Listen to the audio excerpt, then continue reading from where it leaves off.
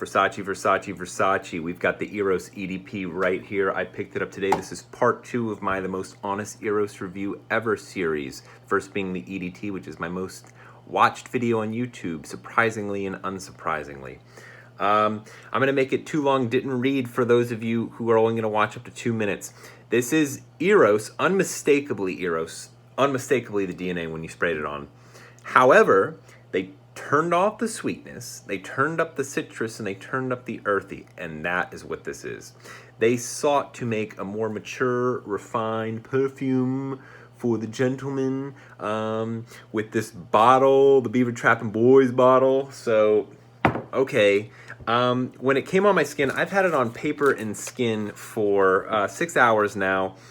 It's gone, by the way, so much for your famous Eros longevity with the EDP. So much for that on my skin, on paper, barely there.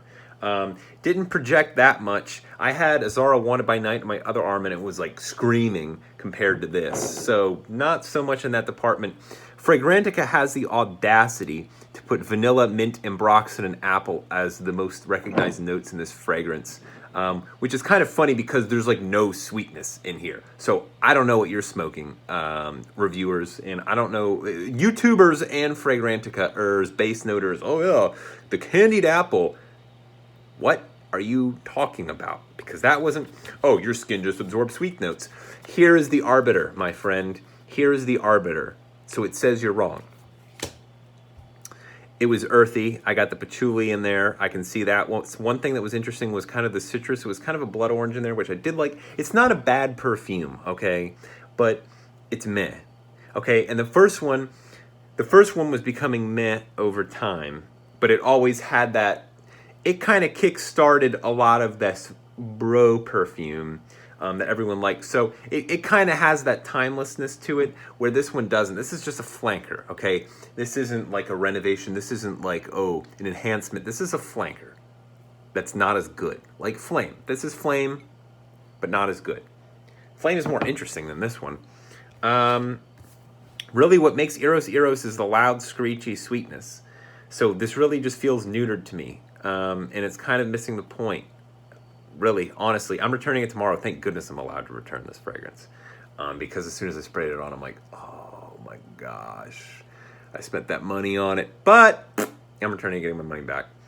Everyone's saying, oh, I mean, I'm reading some Fragrantica reviews right now, and it's just like, oh, 9 out of 10. Blind buy worthy, 10 out of 10. Oh, okay, Rob. Like, are you kidding me?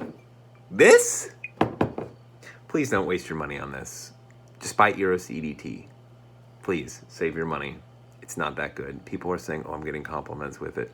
Oh, it's boring. I'm sorry. I hate to tell you that.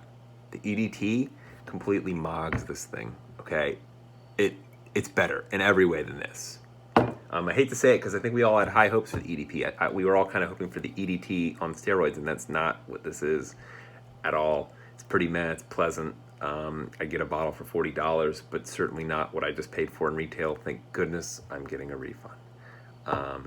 Besides that, that's all I really have to say about it. I'm not going to keep your time because there's not much to say about this fragrance, really, honestly. Don't waste your time digging into it. It's a letdown. You can buy the hype and go get it if you want and just be disappointed realizing that this is not your sweet club bomb. This is the guy who goes to the clubbing. His mom calls him at 10 p.m. telling him he has to go home. End on that.